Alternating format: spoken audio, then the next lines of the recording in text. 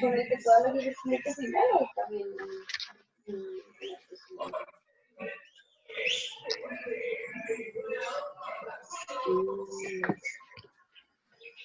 Ah, ok, ok.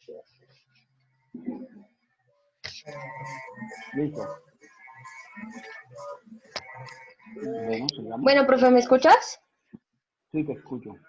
Listo, bueno, pues siguiendo con esta experiencia, que es bastante gratificante en tu campo, quisiéramos saber cuál es la metodología que utilizas o que implementas en tus entrenamientos, qué es lo principal que enseñas o qué se orientan tus entrenamientos.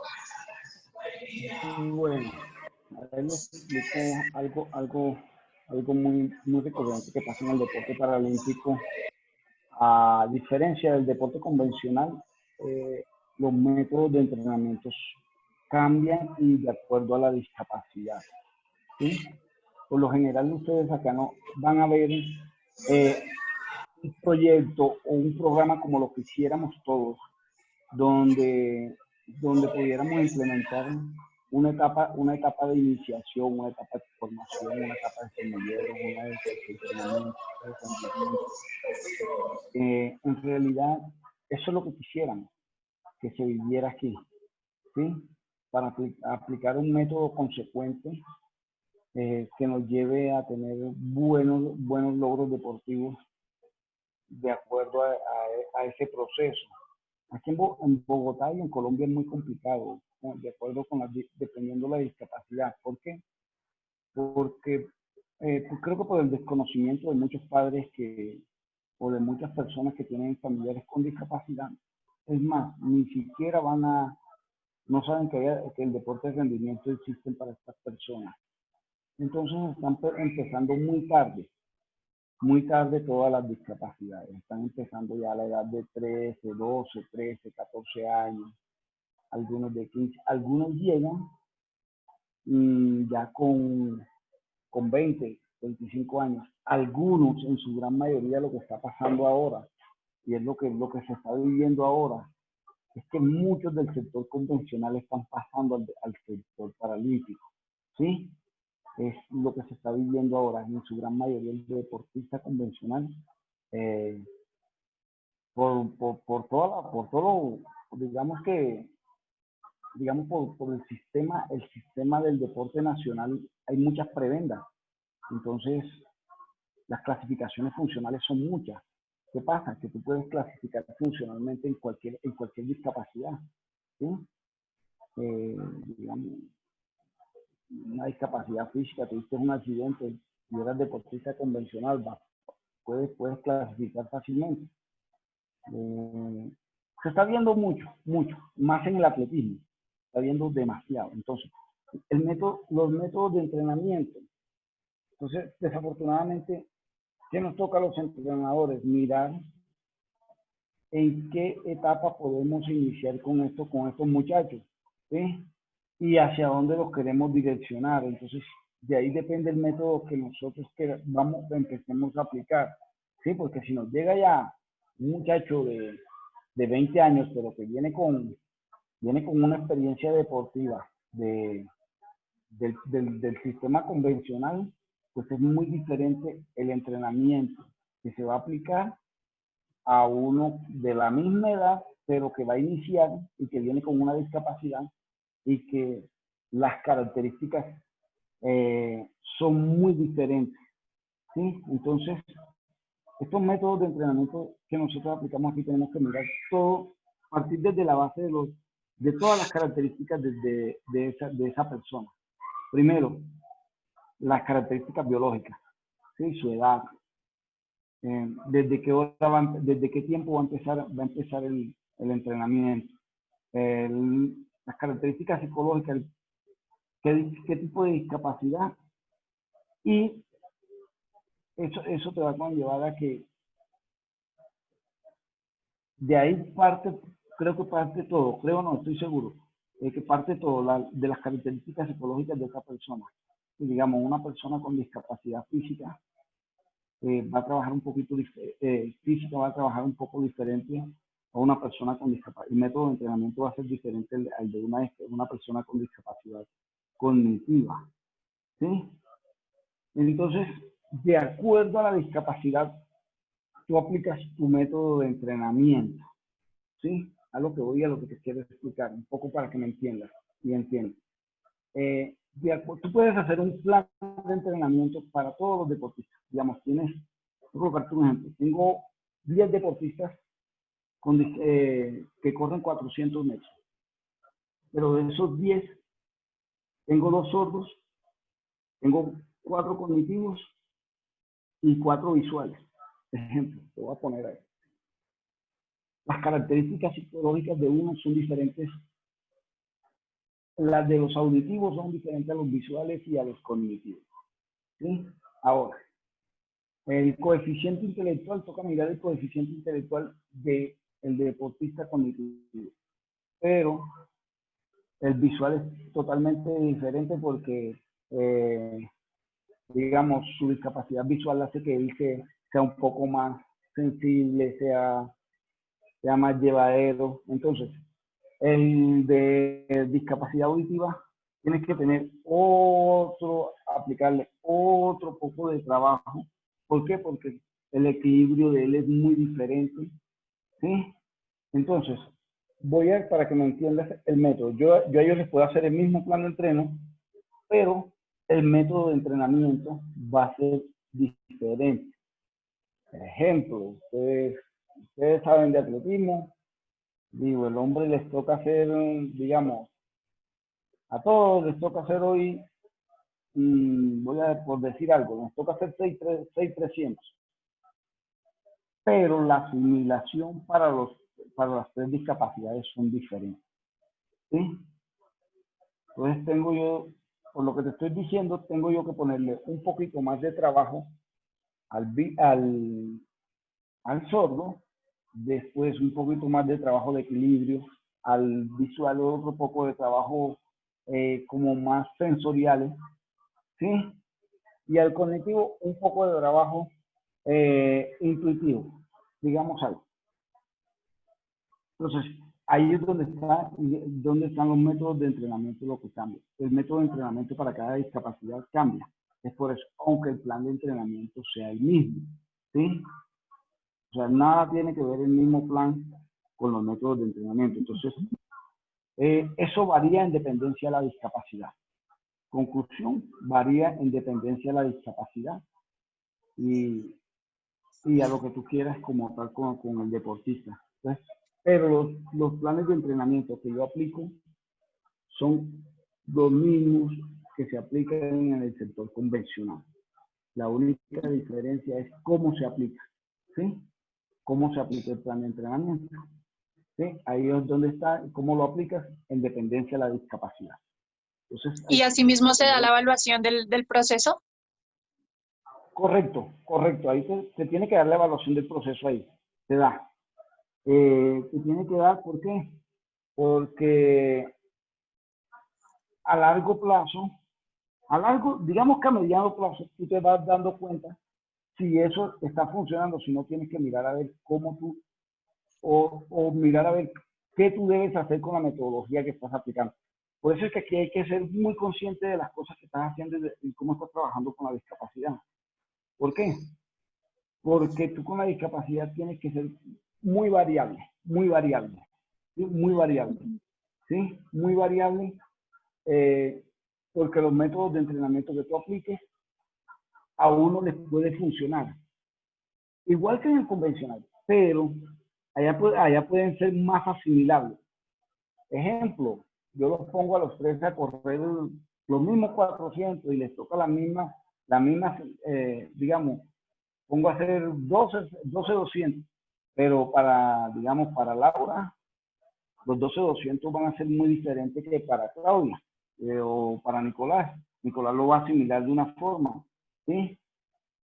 Y al cabo de 2 meses, Claudia me puede decir, profe, a mí me gusta más hacer 200 que 500, pero Nicolás me puede decir, profe, a mí me gusta hacer el trabajito de 500, ¿sí?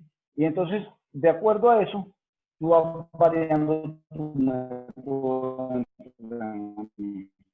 también. ¿sí? Entonces hay que ser muy flexible con ese tema. En la discapacidad, ¿sí? Hay que ser muy flexible con ese tema. Y es de acuerdo a la discapacidad que maneje, ¿sí? Por eso es que yo digo que acá uno se vuelve más, como más rico que el entrenador convencional. Es más enriquecedor el trabajo acá que el entrenador convencional. Yo siempre lo he dicho, aquí uno como que más, cada día está más a la expectativa de qué pasa.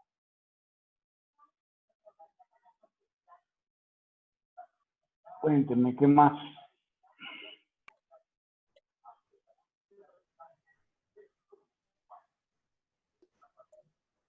¿Otra inquietud? Dale, Nico, dale.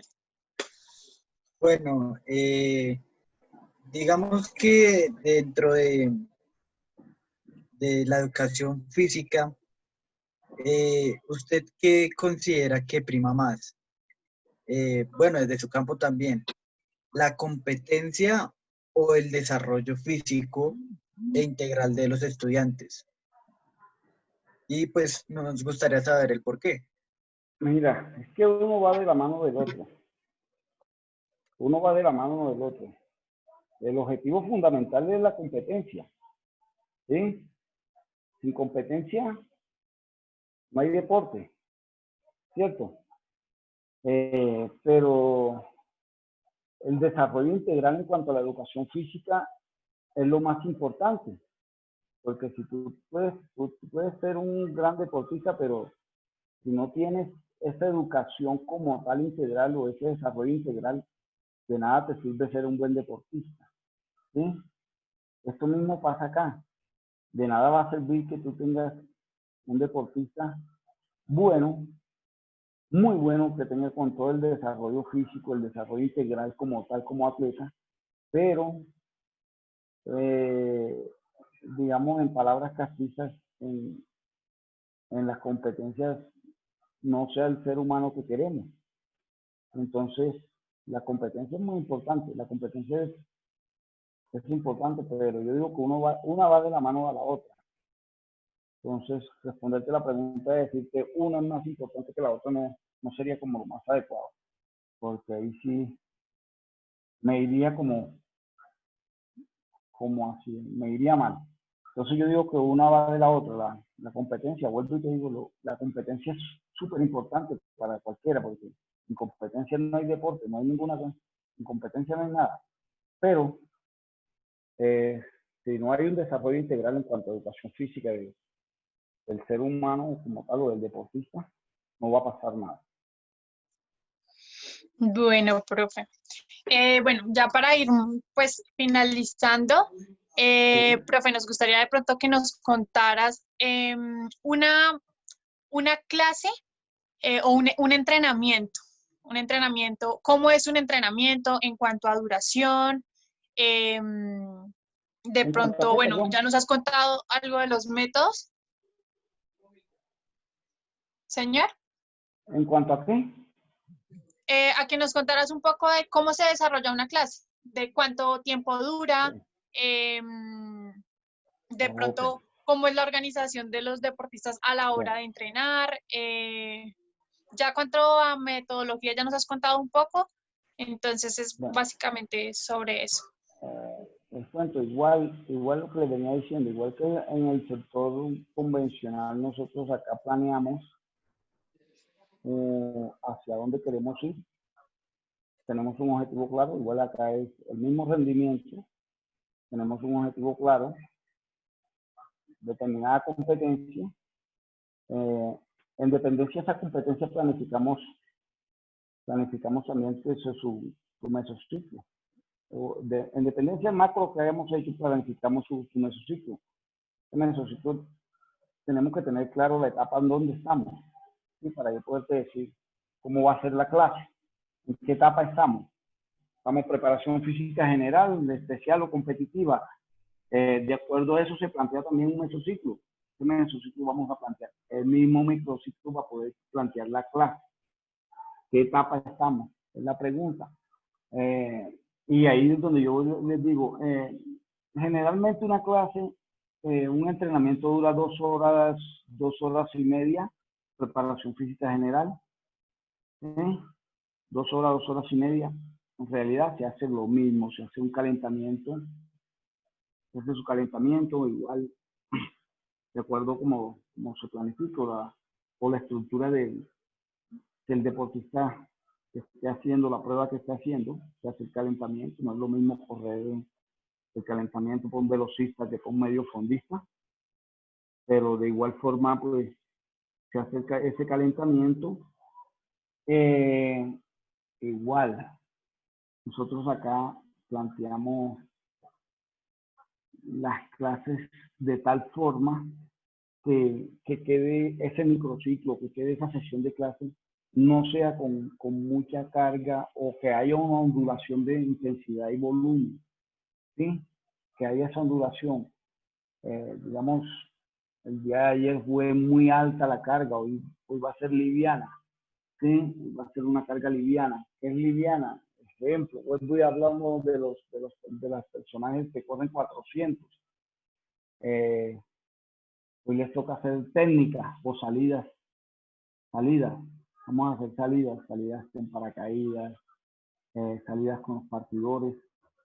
La idea es variar ese entrenamiento de acuerdo a la semana, a la etapa en la que estemos.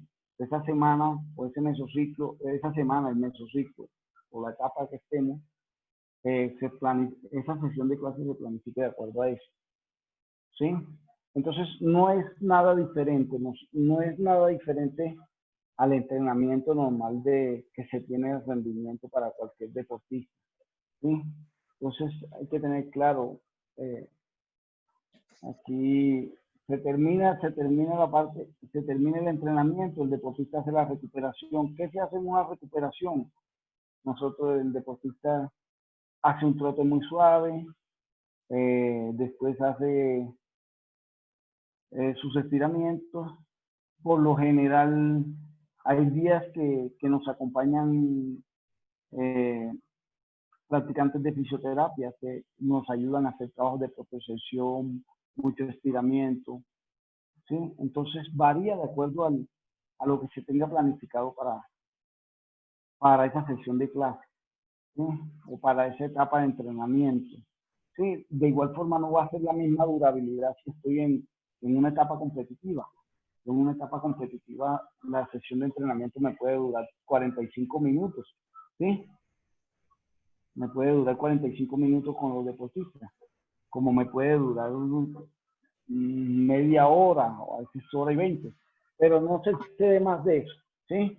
En dependencia en la etapa que estemos. En dependencia de la etapa que estemos, se hace la sesión de clase, pero no cambie nada a lo que se ve, a una clase que ustedes planeen diariamente. ¿Sí? Ustedes planean no cambien nada, lo mismo, se hace lo mismo. Y lo único diferente de pronto son las cargas de entrenamiento. Las cargas de entrenamiento pues, ya varían de acuerdo a la intensidad que uno esté aplicando, ¿sí? O al volumen que esté aplicando, pero ya eso es lo que varía en lo que nosotros hacemos diariamente. Pero en cuanto, digamos, a la discapacidad, al tema de discapacidad, nosotros pues no va a variar mucho. Por ejemplo, los visuales, que son los que tienen guía, los que tienen guía, pues igual, hacen el trabajo igual. No les voy a, digamos, como suprimir entreno o algo así. Todo viene ya como ya dentro de ese macro que tenemos planificado. ¿Sí? Entonces el día a día, pues es eso con los muchachos, hacer los entrenos, lo que tienen, y a ellos se les entrega su plan de entreno y ya ellos durante ese mes ya saben qué les toca hacer diariamente. ¿Sí? Ya ellos llegan, bueno, listo, mañana nos toca hacer un 600, listo, todo el mundo ya sabe, nos toca hacer esto. Entonces ya todo el mundo tiene claro lo que le toca hacer, ¿sí? Pero es como esa ayuda. Los deportistas pues igual, en Bogotá pues tienen las mismas ayudas que los deportistas para los deportistas tradicionales, los mismos beneficios, ninguna diferencia. Entonces estamos como preparados para eso, para que el deportista aproveche al máximo cada beneficio que tiene y que le da Bogotá. Entonces eso es prácticamente lo que se hace acá en Bogotá y es lo que trabajamos.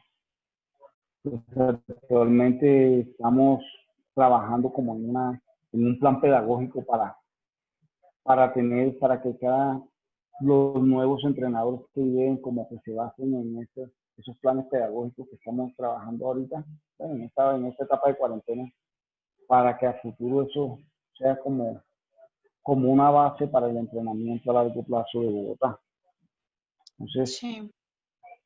cuando esté los invito a que le echen una leidita, que le echen una repasadita, está muy bueno, muy chévere.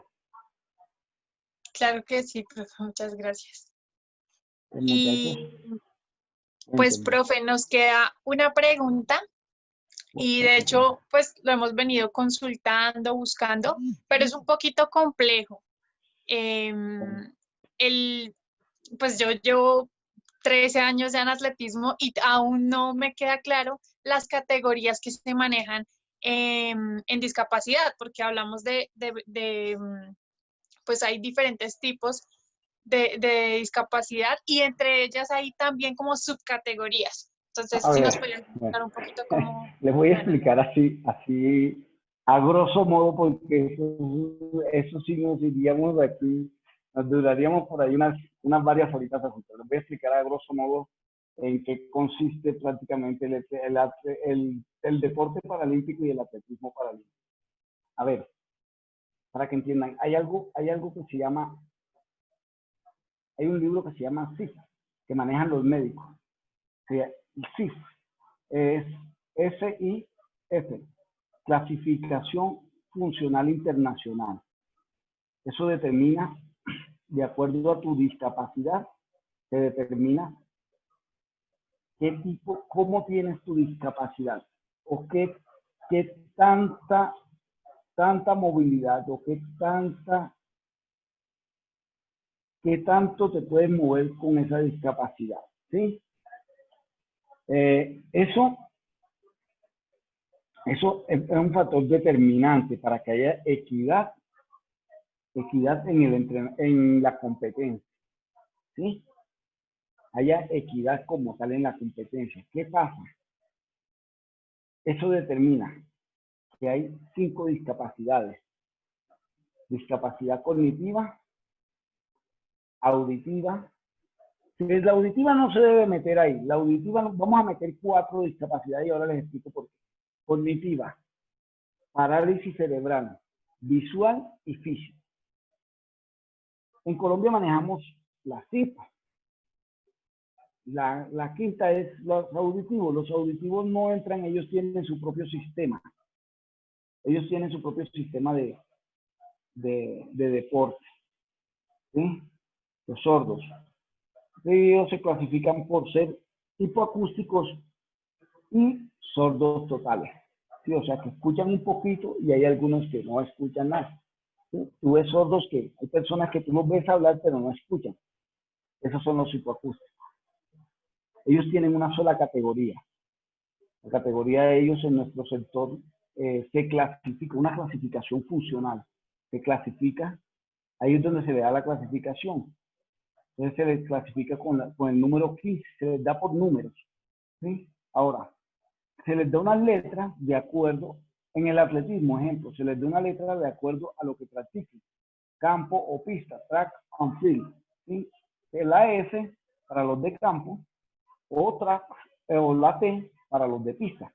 Entonces, para los que hacen campo se les coloca S15 y para los que hacen pista se les coloca C15. ¿Sí? Esa es la clasificación. Entonces ya ahí están clasificados funcionalmente. Pero ¿qué pasa? Que en los cognitivos también tienen una sola clasificación funcional.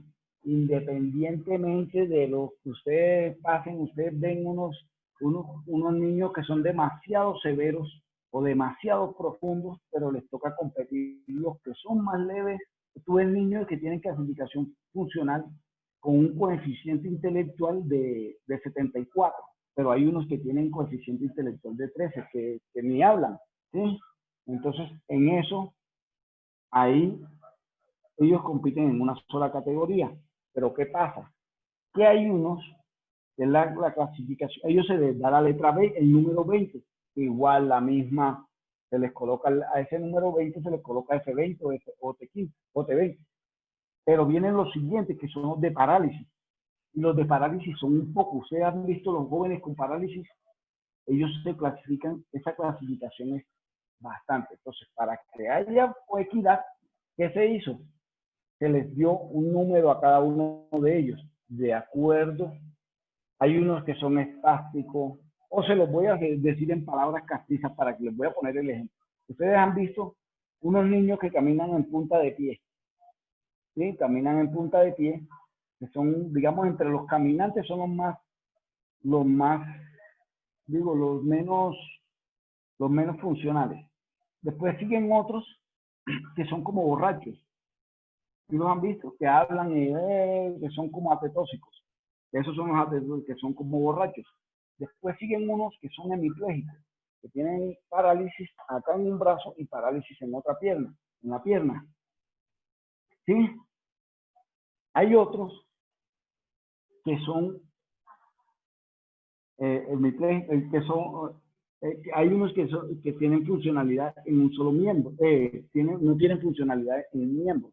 Puede ser en una pierna, en un pie, o en la mano, o en el brazo. ¿Sí? Entonces ahí es donde está el problema. Esos son los más funcionales. Entonces para eso se hizo esa clasificación funcional. ¿Sí?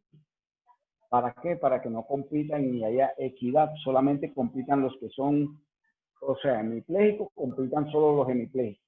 ¿Sí? Porque hay algunos que llevan la ventaja.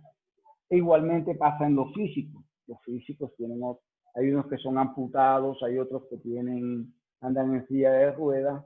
Entonces, de acuerdo a eso se hizo la clasificación funcional y se les dio un número para que cada número compitan los que son de ese número, ¿sí? Los que se les dio ese número, o sea, yo soy clasificador funcional, yo les doy la clasificación funcional, porque tu funcionalidad te da solamente para moverte así, ¿sí? Entonces, por eso es que nosotros acá, para entender bien lo que está pasando, tiene que ir a ese libro, a la FIC, para entender cuál es el grado de funcionalidad de cada individuo, de acuerdo a su discapacidad. Ejemplo, los ciegos. Los ciegos, hay unos que son ciegos totales. Hay otros que alcanzan a ver borrosos. Hay otros que alcanzan a ver derechitos. Entonces también se les hizo una clasificación funcional para ellos. Y a los ciegos totales, para que haya esa equidad, porque hay veces que hacen trampitas por ahí. Entonces, ¿qué pasa? Los que son ciegos totales se les colocan 2 parches para competir. Es obligatorio competir con unos parches en los ojos. Obligatorio para todos, porque si no ven nada, pues hay otros que alcanzan a ver, pueden correr solo o pueden correr con guía. Entonces, a eso es lo que por la funcionalidad de cada individuo, de cada discapacidad, es que hay tanta clasificación y es inmenso el deporte paralímpico. ¿Sí? Por ejemplo, miren, en los de parálisis va desde la 32 hasta la 38. ¿Sí? Hay unos que están en silla de ruedas que tienen parálisis y no se pueden mover. Y los físicos van desde la 40 hasta la 64. Imagínense cuántas clasificaciones funcionales hay. Ahora, apliquen a los 47 modalidades deportivas que tiene el atletismo y démosle 4, porque no las hacen todas. ¿Sí? Entonces, es amplio lo que tiene que ver el deporte y la clasificación funcional en el atletismo. Entonces, es más por eso. Si ustedes, o sea, hablarles de este tema bastante largo. No, aquí nos demoramos por ahí un poco de horas hablando solo de clasificación funcional. Pero les recomiendo, para que lo entiendan un poquito, entren a la página del Comité Paralímpico Internacional. y ahí aparece normativas y reglamentación, normativa, reglamentación, clasificación funcional. ¿De qué trata las normativas? A ver, ese es otro tema. Hay una reglamentación que nosotros manejamos, pero cuando te hacen una clasificación funcional te dan unas normas y te dicen, bueno, tú eres un deportista que toca revisarte el otro año. Entonces ahí se crean unas letras. Entonces yo veo el deportista llega y me dice, lo veo con la tarjeta cuando vaya a competir, tú eres un deportista nuevo, o eres un deportista en revisión, pero tenías que hacerte otra vez la revisión, clasificación este año y no te la has hecho, entonces no puedes competir. ¿Sí? Entonces hay mucha reglamentación acá, mucha reglamentación de acuerdo a eso. Entonces les recomiendo que lean ahí en la página del Comité Paralímpico Internacional. Entran y ahí los manda, ahí buscan el link, ahí los manda a normativas, estatutos, normativas, reglamentación de clasificación funcional. Porque en verdad, o sea, solo una sola discapacidad nos demoramos, digamos, en la física, nos demoramos aquí para explicarle un montón, imagínense. Solamente los 41 les tocaría entender. Los 40 son los baja estatura, ¿sí? Explicarles el por qué, cuál es la reglamentación, que hasta dónde llegan los baja estaturas en atletismo, que es diferente a los de tenis de mesa, que es diferente a los de natación. La estatura tiene que ser diferente, ¿sí? Pero aparte de eso, los 41 ya son diferentes porque son los enanos. Vamos a hablar en palabras castizas. Los enanos son diferentes a los baja estatura, ¿sí? Entonces, ¿cuánto debe medir el enano para poder clasificar ahí? Porque ustedes ven, hay unos enanos que son más altos, entonces no clasifican acá en el atletismo, pero pueden clasificar en natación, ¿sí? Entonces, sí. Y de ahí para allá, les hablo los amputados de mano. Sí, es que realmente sí hemos visto que es bastante larguísimo. Entonces les recomiendo que de verdad se lean esa parte. Y eso los va a meter un poquito más en esto. ¿Listos? Bueno, profe Jaime, bueno, muchísimas gracias por habernos colaborado con todo. Hombre. Un placer y esperamos pues sí encontrarnos más adelante. Espero que nos veamos por la pista. Espero que estén disfrutando esta cuarentena. ¿Listos? Sí, profe, bueno, muchísimas gracias por compartirnos tu experiencia, que es bastante amplia. Pues es muy gratificante para nosotros, pues también que nos gusta bastante este tema, empezar como a conocer toda como esta diversidad que es bastante grande. Entonces, muchas gracias por tu tiempo, por compartirnos parte de tu vida, de tu experiencia, y es muy grato para nosotros y espero también haya otra oportunidad para seguir hablando, que este tema es la verdad bastante. Entonces, sí, ya, muchísimas gracias y un gusto conocerte. Sí, muchas gracias, profe. Pues una cosa es verlo en teoría y otra que ya nos expliquen así. Es muy... Sí, no, por allá en el campo nos estamos viendo y van a ver, ya ven cómo es. ¿Listo? Bueno, muchachos, feliz tarde. Bueno, profe, gracias, profe, hasta luego, que estés bien.